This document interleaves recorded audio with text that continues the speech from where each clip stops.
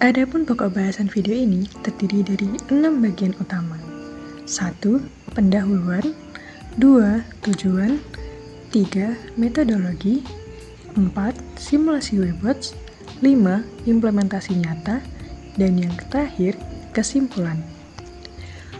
Line Mesh Robot adalah robot otonom yang dirancang untuk mengikuti jalur garis bercabang layaknya sebuah labirin. Robot ini dilengkapi dengan sensor yang mampu mendeteksi garis dan percabangan, serta menerapkan algoritma pencarian seperti aturan tangan kiri atau kanan untuk menentukan arah. Untuk memastikan kecepatan dan akurasi navigasi, kontrol PID digunakan agar pergerakan tetap halus dan stabil. Beberapa tantangan utama dalam proyek ini antara lain: 1. Mengembangkan logika navigasi yang andal agar robot mampu menangani persimpangan dan jalan buntu. 2. Memastikan kinerja stabil pada platform rendah seperti Arduino yang memiliki keterbatasan komputasi. Dan, tentu saja, menyelesaikan mesh dengan jalur tersingkat dan waktu tercepat melalui proses eksplorasi dan optimasi. Berdasarkan tantangan tersebut, kami memiliki 2 tujuan utama, yaitu mengintegrasikan logika navigasi atau rantangan kanan dan kiri untuk mengatasi kompleksitas labirin, dan menargetkan performa optimal dengan deviasi jalur maksimum 1 cm dan waktu tempuh kurang dari 2 menit. Menelusuri line mesh adalah salah satu tantangan menarik dalam robotika, di mana kita menggabungkan sensor, logika pengambilan keputusan, dan kendali motor. Kita merancang robot yang mampu menyelusuri jalur garis hitam pada permukaan putih dengan bantuan 8 sensor garis analog. Sistem ini bekerja dalam 2 mode utama. Yang pertama, mode pencarian untuk menjelajahi jalur awal, dan mode penelusuran ulang untuk mengikuti rute yang telah dioptimalkan. Dengan algoritma aturan tangan kanan, pemrosesan data sensor, dan kendali PID, kita memastikan robot dapat menelusuri line mesh secara efisien. Mari kita mulai dengan menjelaskan mekanisme algoritma, lalu beralih ke simulasi pada platform Webbots dan implementasi pada perangkat keras sambil membahas keunggulan dan tantangan masing-masing pendekatan. Kita memulai di mode pencarian, tahap di mana robot menjelajahi line mesh sembari mencatat setiap langkahnya. Robot menggunakan 8 sensor garis analog untuk mendeteksi kontras antara garis hitam dan permukaan putih. Pada perangkat keras, sensor dibaca dengan berurutan melalui multiplexer dengan setiap pembacaan dibandingkan terhadap ambang batas untuk menentukan posisi garis, apakah di sisi kiri, kanan, atau depan, dan apakah robot berada pada simpangan samping atau depan. Untuk memastikan ketepatan, kita melakukan pembacaan ulang sensor setelah jeda singkat guna menghindari kesalahan akibat fluktuasi sinyal. Jika garis tidak terdeteksi, kita menganggap robot telah menyimpang dari jalur dan memulai rotasi berdasarkan strategi atau rantangan kanan. Jika garis ditemukan kembali dalam waktu tertentu, robot melakukan perjalanan. Jika tidak, robot akan berhenti. Pada simpangan, kita memprioritaskan belokan kanan, mengambil jalur tunggal jika hanya satu arah tersedia, atau melaju lurus sesuai prioritas. Setiap simpangan utama dicatat dengan simbol R untuk kanan, L untuk kiri, S untuk lurus, atau U untuk putar balik. Di luar simpangan, kita menerapkan kendali PID untuk menjaga robot tetap di tengah garis, memastikan pergerakan yang mulus. Selanjutnya, kita akan melihat bagaimana jalur yang telah dicatat ini dioptimalkan untuk penelusuran ulang. Setelah menjelajahi line mesh, kita beralih ke mode penelusuran ulang, di mana robot akan menyusuri kembali jalur yang telah disederhanakan dengan lebih efisien. Proses ini masih melibatkan pembacaan sensor dan deteksi simpangan seperti pada mode pencarian. Tetapi fokusnya adalah menjalankan urutan arah yang telah dioptimalkan. Jika ada belokan kecil yang tidak tercatat dalam urutan, kita memungkinkan robot menanganinya tanpa mengubah rute utama. Ketika garis tidak terdeteksi di bagian tengah sensor, robot berhenti sementara untuk mencegah kesalahan. Kemudian, mengeksekusi urutan arah seperti R, L, atau S, hingga jalur selesai dengan kendali PID menjaga stabilitas pada lintasan lurus. Proses ini bergantung pada penyederhanaan jalur yang akan kita bahas lebih lanjut untuk memahami bagaimana efisiensi dapat dicapai. Sebelum menyusuri ulang jalur, kita melakukan penyederhanaan untuk mengubah urutan arah yang telah dicatat menjadi lebih ringkas. Dengan strategi aturan tangan kanan, kita mengganti pola tertentu secara berulang.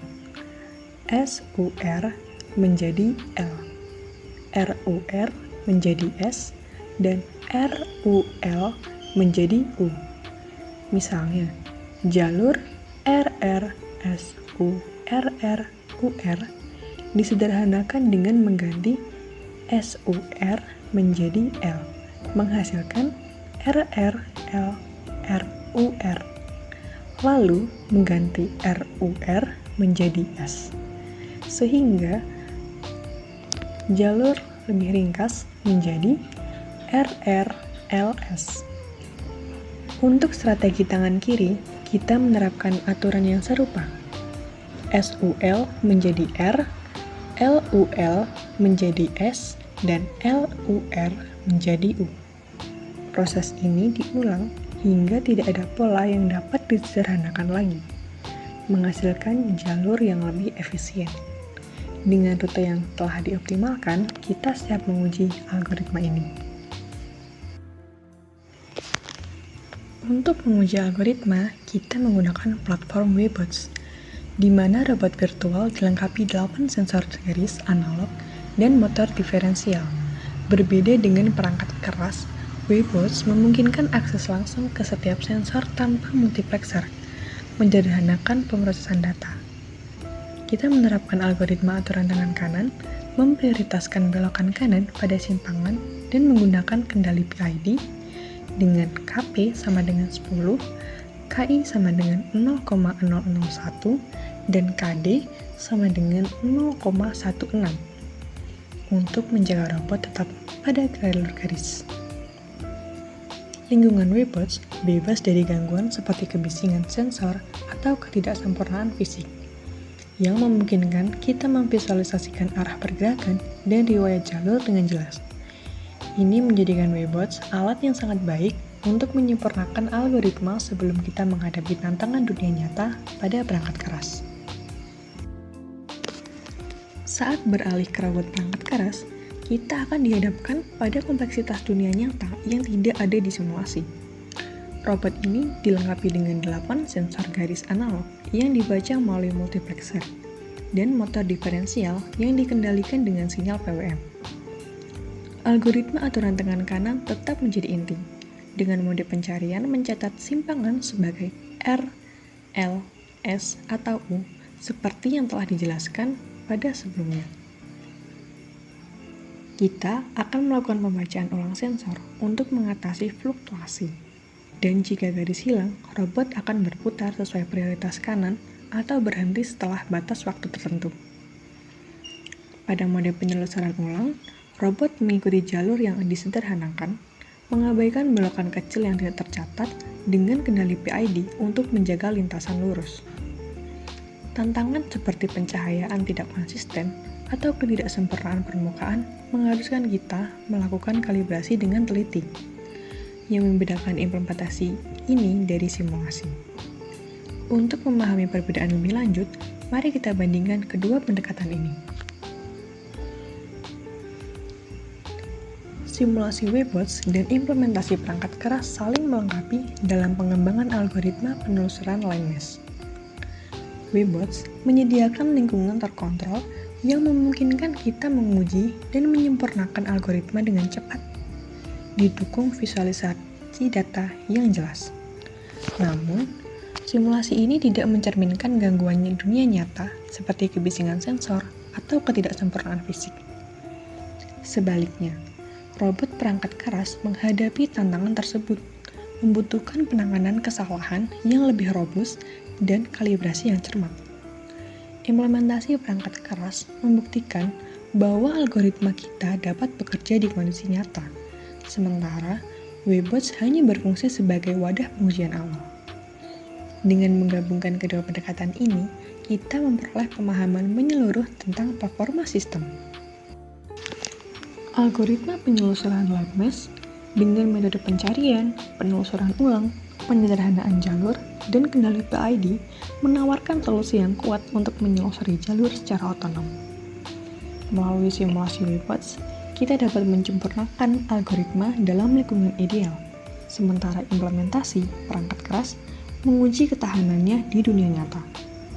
Perbandingan ini mengungkapkan kekuatan dan keterbatasan masing-masing pendekatan, memberikan landasan bagi inovasi lebih lanjut dalam teknologi robotika. Dengan pendekatan ini, kita dapat terus mendorong batas kemampuan robot dalam menyusuri lingkungan yang kompleks. Sebagai hasilnya, kita berhasil mengintegrasikan logika navigasi dengan strategi tangan kanan dan kiri untuk menghadapi tantangan labirin bercabang, serta mencapai performa optimal dengan deviasi jalur kurang dari 1 cm dan waktu tempuh di bawah 2 menit, baik pada simulasi maupun implementasi nyata.